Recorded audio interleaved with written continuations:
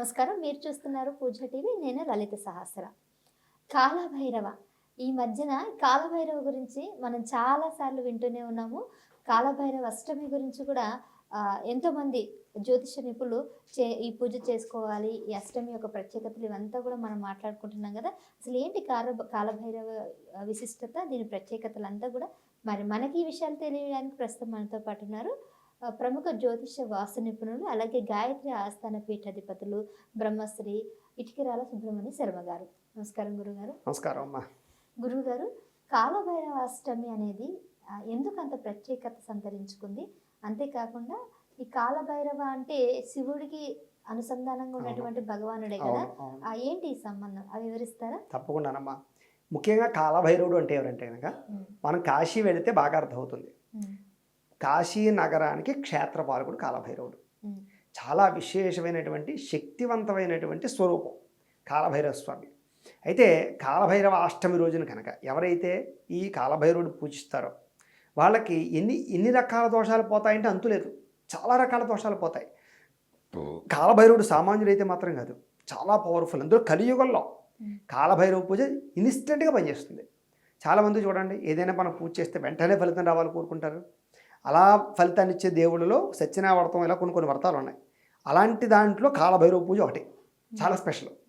ఇన్స్టెంట్గా ఫలితాన్ని ఇస్తాడు. ఎలాంటి ఫలితాన్ని ఇస్తాడు కాలభైరవుడు అంటే కనుక రుణబాధలు పోగొడతాడు. అన్నిటికన్నా ముఖ్యంగా శత్రుబాధలు పోగొడతాడు. ఇంకా ముఖ్యంగా మృత్యుగండాలు పోగొడతాడు. యాక్సిడెంట్లు, ప్రమాదాలు, మృత్యుగండాలు పోగొడతాడు. రెండోది అనారోగ్య సమస్యలు పోగొడతాడు. ఇంకా దారుణంగా పెద్ద పెద్ద వ్యాధులు, ఇంకా మరణానికి సంబంధించిన క్యాన్సర్ లాంటి జబ్బులు ఉన్నా కూడా పోగొట్టేటటువంటి శక్తి కాలభైరవుడికి ఉంది. చాలా శక్తివంతమైనటువంటి కాలభైరవుడు. అలాగే భూత ప్రేత పిశాచాది ఏవైనా గాలులు సోకిన అలాంటి పరిస్థితులు ఏమైనా ఉన్నా, ఎవడో ప్రయోగం చేసేసాడు మన మీద అనుమానాలు ఉన్నా, ఇలాగ పిచ్చి పిచ్చిగా ఎవరైనా బిహేవ్ చేస్తూ ఉన్నా, ఇంట్లో మనశ్శాంతి లేకపోయినా, ముఖ్యంగా ఇంట్లో చూడండి చాలామందికి అన్నీ ఉంటాయి, హ్యాపీనెస్ ఉండదు. మొగుడు పిల్లలు సుఖంగా మాట్లాడుకోరు, ఏమన్నా అనుభవించడానికి ఉండదు, సంతోషం ఉండదు, అన్నీ ఉంటాయి. ఎందుకు సంతోషంగా ఉన్నారో వాళ్ళకే, ఎందుకు బాధగా ఉన్నారో వాళ్ళకే తెలియదు, అసంతృప్తి. ఇలాంటివన్నీ పోగొట్టేవాడు కాలభైరవుడు. చాలా శక్తివంతమైన క్షేత్రం. అయితే అందుకనే చూడండి, మనకి కాశీ వెళ్ళామనుకోండి ఖచ్చితంగా కాలభైరవ దర్శనం చేసుకుంటాం. రెండోది కాశీతాడు కట్టుకుంటాం. సరే, ప్రతి ఒక్కరు నల్లతాడు కట్టుకుంటారు చూడండి. ఒకవేళ కాశీ వెళితే ఇంటికి కాశీతాడు పట్టుకొస్తారు, పట్టుకొచ్చి కాశీ సంతర్పణ చేసుకుంటారు. అందరికీ భోజనాలు పెట్టి కాశీతాడు ఖచ్చితంగా ఇస్తారు. ఆ కాశీతాడు కట్టుకోవడం వల్ల భూత ప్రేత పిశాచాది శాకిని ఢాకిని యక్షిణి బాధలన్నీ దరిజారవు అని, అదే నెగిటివ్ ఎనర్జీ కూడా మన దగ్గరికి రాదు అని, పాజిటివ్ ఎనర్జీ వస్తుంది, పాజిటివ్ వైబ్రేషన్స్తో ఉంటాం మనం అని. అంత శక్తి కాలభైరవ స్వామి వారు పూజకు ఉంటుంది. ఈ కాలభైరవ పూజ చేసుకోవడం వల్ల, కాలభైరవాష్టమి పూజ చేసుకోవడం వల్ల, నేను ఇందాక ఫస్ట్లో చెప్పాను చూసారు, రుణబాధలు, ఐశ్వర్యం కావాలన్నా, రుణబాధలు పోవాలన్నా కాలభైరవుడు చాలా బాగా పనిచేస్తాడు. అయితే కాలభైరవ పూజలో చాలామంది అడుగుతుంటారు, ఏమండి మధ్య నైవేద్యంగా పెట్టాలంటారు కదండి, రకరకాలన్నీ అడుగుతుంటారు. అది అవసరం లేదు. ఈ మధ్యలో ప్రచారం, కాలభైరవ పూజ అంటే మద్యం పెట్టాలి, అది తాగాలి అని కూడా ప్రచారాలు చాలామంది చేస్తున్నారు. పూజలకు రెండు రకాల విధానాలు ఉంటాయి. తాంత్రిక విధానం వేరు, మామూలుగా సాత్విక విధానంలో పూజ చేసుకునే విధానం వేరు. మామూలుగా ఇళ్లలో పూజ చేసుకునేటప్పుడు అలాంటివి ఏవి అవసరం లేదు. కాశీలో పెడుతున్నారు కదండి అంటే, కాశీలో అక్కడ సాంప్రదాయం వేరు, అది వామాచారంలో కూడా పూజ చేస్తూ ఉంటారు. దీన్ని చేత వామాచారం వేరు, కౌలాచారం వేరు. వామాచార పద్ధతిలో కాలభైరవ పూజ చేసేటప్పుడు వాళ్ళు మద్యం అవి నైవేద్యం పెట్టి వాళ్ళు దాన్ని తీర్థంగా తీసుకుంటారు. అది మనకు ఆచారం లేదు, దక్షిణాదిలో ఆచారం లేదు, అది ఉత్తరాదిలో ఉండొచ్చు. కానీ మామూలుగా ఇళ్లలో ఆ కారణం చేత కాలభైరవ పూజ చెయ్యని వాళ్ళు చాలామంది ఉన్నారు.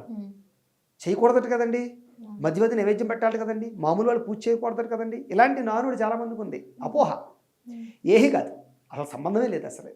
అంచేత ఇప్పుడు చండీలో కూడా వామాచారం ఉంది. మనం చండీ మామూలు సాత్విక ఆరాధన చేస్తాం, అర్థమైందా? అంచేత ప్రతి దాంట్లోనూ కొన్ని వామాచార పద్ధతులు ఉన్నాయి. అయితే మనం దాని జోలికి వెళ్ళకూడదు. సాత్వికంగా కాలభైరవుని హాయిగా పూజ చేసుకోవచ్చు. ప్రతి అష్టమి రోజు లేదా బహుళాష్టమి రోజు కానీ మనకి కాలభైరవ అష్టమి వస్తుంది, చేసుకోవచ్చు, పూజలు అవి చేసుకోవచ్చు. ఇంట్లో చేసుకోవడం వల్ల చాలా విశేష ఫలితం కలుగుతుందమ్మా. ఇది నిజంగానే చాలా మందికి తెలియని విషయాలంతా కూడా కాలభైరవ విశిష్టత తెలియజేస్తారు. అయితే ఇంకా దీంట్లో ఏమైనా కొన్ని కండిషన్స్ అప్లై అంటారు, అట్లా ఏమైనా ఉన్నాయా? ఏమీ లేవమ్మా. కాలభైరవుడు పూజకి పెళ్ళైన వాళ్ళు కానీ, పెళ్లి కాని వాళ్ళు కానీ, లేకపోతే ఇంకో విడిగా పూజ చేయాలి, దంపతులే పూజ చేయాలి, ఏమీ లేదు. నేను చెప్పిన కష్టాల్లో ఏ కష్టం ఉన్నా, ఏది శత్రుబాధలు ఉన్నా, లేదా నరదిష్టి, నరఘోష, ముఖ్యంగా నరఘోష. ఈ రోజుల్లో నరఘోష లేని మనిషే లేడని చెప్పొచ్చు. కారణం ఏంటి? అవతల వాడు కారులో తిరుగుతాడు, కానీ వీడు బండి మీద వెళ్తున్నా సరే, వాడు సైకిల్ మీద వెళ్ళి వాడు బండి మీద తిరుగుతున్నాడు రా అని ఏడుస్తాడు. వీడు కారులో ఉన్నాడు అనుకోడు, వీడు ఎందుకు పనికిరా నడుచుకుంటూ వెళ్ళేవాడు కారు ఎక్కడం లేదు, సైకిల్ మీద ఎక్కివాడు బండి ఎక్కాడంటే బాధ వస్తుంది వీడికి. అంటే నరఘోష. ఎవ్వరు చిన్న జీతం వచ్చినా, చిన్న ఉద్యోగం చేస్తున్నా, ఆ ఉద్యోగం వచ్చేసిందిరా వాడికి అప్పుడే. వాడికి గట్టిగా 10,000 జీతం ఉండొచ్చు, ఉండకపోవచ్చు. విపరీత అదే చెప్తున్నాను, ఈ రోజు ఎక్కువైంది. పూర్వం ఉండేది ఇంత విశేషంగా లేదు. ఈ పూర్వం ఇంత ఏడుపు లేదు. ఈ పూర్వం ఎదుటి వాళ్ళు ఎంతసేపు కూడా పక్కింటి వాడు బాగుపడితే బాగుంటారా బాబు అనుకునేవాళ్ళు. పూర్వం ఏంటంటే సమానత్వం ఉండేది, సమానత్వము, సంతోషంగా ఉండేవారు. అవును, ఎక్కువ ఆలోచనలు, ఎక్కువ స్వార్థం అంత ఎక్కువ ఉండేది కాదు. కారణం చెప్పంటారా? పూర్వం గ్రామంలో పెద్దలు 10 మంది ఉండేవారు ఐశ్వర్యవంతులు, మిగతా వాళ్ళందరూ ఒకే సమానంగా ఉండేవారు. అందరూ రైతులు, కూలి పనులు చేసుకునే వాళ్ళు, కమ్మరు వాళ్ళు, వృత్తి పనులు, కుల వృత్తులు చేసుకుంటూ సమానంగానే ఉండేవారు తప్ప హెచ్చు తగ్గులు పెద్ద ఉండేవి కావు. ఎప్పుడైతే పరిస్థితులు మారాయి, టెక్నాలజీ మారింది, మనుషులు మారారు, చదువులు వచ్చాయి, సంపాదనలు మారాయి, ఉన్నట్టుండి అవుతున్నాడు. ధనికులు పెరుగుతున్నారు, పేదవాళ్ళు తగ్గుతూ వచ్చే పరిస్థితుల్లో ఇక్కడ నా కూడా ఉండేవాడే సామాన్యుడు ఇలా అయిపోయాడే, ఏడుపులు ఎక్కువైపోయాయి, పోలికలు ఎక్కువైపోయాయి. పోలికలు ముఖ్యంగా పక్కింటి వాడు 2 అంతస్తుల బిల్డింగ్ కట్టాడంటే వీడికి 1 అంతస్తు ఉంటే నాకన్నా పెద్దది కట్టేసాడని ఏడుపు. అంటే ఎంతసేపు వాడికి ఉన్నది వాడు చూసుకోడు, పక్కవాడిది చూస్తుంటాడు 24 గంటలు. అది బాగా పెరిగిపోయిన కారణం చేత నరదృష్టి ఎక్కువైపోయింది ఈ రోజుల్లో. ఈర్ష్యాద్వేషాలు బాగా ఎక్కువైపోయాయి. ప్రతి మనిషిలోనూ ఈర్ష్యాద్వేషం. సొంత ఇంట్లో సొంత తమ్ముడు అన్నగారి కన్నా 10 రూపాయలు ఎక్కువ సంపాదిస్తే ఏడుపుంది ఈ రోజుల్లో, తెలుసా? ఇదైతే నిజమే. అవన్నీ వదిలేయండి. సొంత భార్యకి జీతం ఎక్కువైతే భర్త ఏడుస్తాడు భార్యని చూసి. అది కూడా నిజమే. నేను చెప్పింది అబద్ధం. భార్య అయితే ఎప్పుడు ఏడవదు, భర్త ఎంత సంపాదిస్తే అంత గొప్ప అని అనుకుంటది. అదేంటో భర్త మాత్రం ఎక్కువ తట్టుకోలేడు.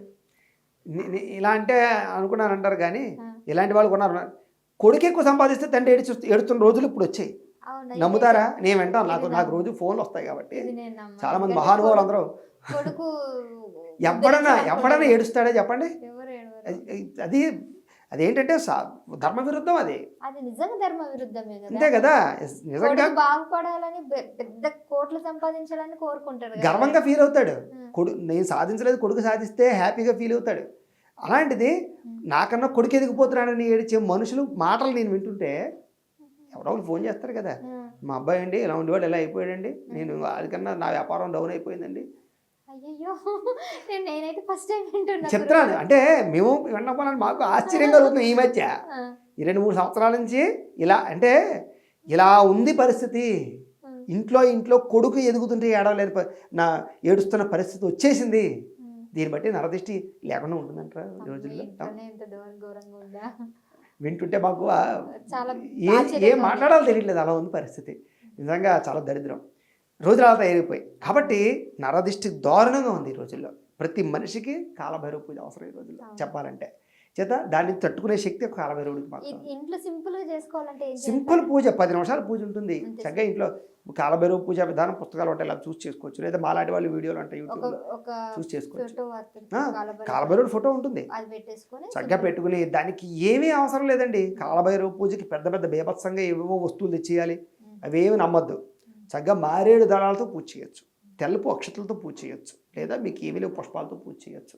సాధారణమైనటువంటి నైవేద్యాలు ఏవైనా పెట్టచ్చు. అది పెట్టాలి, ఇది పెట్టాలి, మత్స్య మాంసాలు పెట్టాలి, ఏవీ లేదు. అన్నీ అబద్ధం, అవన్నీ మనం చేయకూడదు కూడా. సంసారికంగా ఉన్న వాళ్ళు అలాంటి జోడి వాళ్ళు వెళ్ళకూడదు. హాయిగా కొబ్బరికాయ కొట్టుకొని అట్టిపల్లి పెట్టండి, ఇంకేమొద్దు. అనేక కొన్ని అంటే వీడియోస్ కూడా వైరల్ అయ్యాయి. కాలభైరవ ఫోటో కూడా కొద్దిగా అంటే అసాంఘిక నేను చెప్తున్నా కదా మీకు. కారణం ఏంటంటే ఇప్పుడు అఘోరీస్ అని, తాంత్రికవేత్తలని వాళ్ళు ఎంతసేపు వాళ్ళు పెట్టుకునే ఫోటోలు ఇదే పెడతారు. కాబట్టి అఘోరీలు పూజ చేయాలేమో, తాంత్రికవేత్తలు పూజ చేయాలేమో, ఇలా మాయగాళ్ళు అందరూ చేయాలేమో, అలాగా అలా వచ్చింది, అది క్రియేట్ అయిపోయింది అలాగా. అసలు అందులోనూ కాశీలో కూడా కొన్ని సందర్భాల్లో మద్యం బాటలు అన్నీ బయట పెడతారు, పేరుస్తారు. అది కొన్ని సందర్భాల్లో మాత్రం అస్తమాటు కాదు. అవన్నీ మన వాళ్ళు అక్కడికి వెళ్ళి చూసి వచ్చిన తర్వాత కాలభైరవుని ఒక సెపరేట్ వింగ్కి సెపరేట్ చేసేసారు. అస్సలు అలా ఏం కాదు. అసలు హాయిగా ప్రతి ఒక్కరు, ప్రతి మనిషి ఇంట్లో కాలభైరవ పూజ చేసుకోవాలి. ఖచ్చితంగా. ఖచ్చితంగా నిజంగానే. ఎందుకంటే మిగిలినవంటే ఏమో కానీ నరదృష్టి అనేది ప్రతి ఒక్కరి ఇంట్లో ప్రతి ఒక్కరి జీవితంలో ఎదురవ్వాల్సిన పరిస్థితి కాబట్టి గురుగారు చెప్పినట్టు సింపుల్గా ఎప్పుడంటే దీనికి ఏ సమయం సందర్భం ఏది ఏమీ ఏది లేదు, ఎప్పుడైనా చేసుకోవచ్చు. చేసుకోవచ్చు. ఎన్ని రోజులు చేసుకోవాలి? ఎన్ని రోజులు చేసుకోవాలని లేదు, ప్రతి అష్టమి రోజు చేసుకోవచ్చు. దీనికి ప్రతి అష్టమి రోజు కూడా కాలభైరవుడికి ఇష్టమైనటువంటిది. నెలకి 2 సార్లు అష్టమి వస్తుంది. నెలకు ఒకసారి చేసుకుని నెలకు ఒక్కసారైనా చేసుకోవచ్చు, ఏదైనా సరే చేసుకోవచ్చు, బ్రహ్మాండంగా చేసుకోవచ్చు. చాలా ఈజీ అండి. నెలకు ఒక్కసారైనా కాలభైరవుని తలుచుకొని అష్టమి రోజు కనుక మీరు పూజ చేసినట్లయితే ఆ నరదృష్టి నరఘోష నుంచి కాస్త తప్పించుకునే అవకాశం అయితే ఉన్నట్టు తెలుస్తుంది. ధన్యవాదాలు గురుగారు, చాలా చక్కటైన విషయాలు తెలియజేశారు. నమస్కారం. నమస్కారం.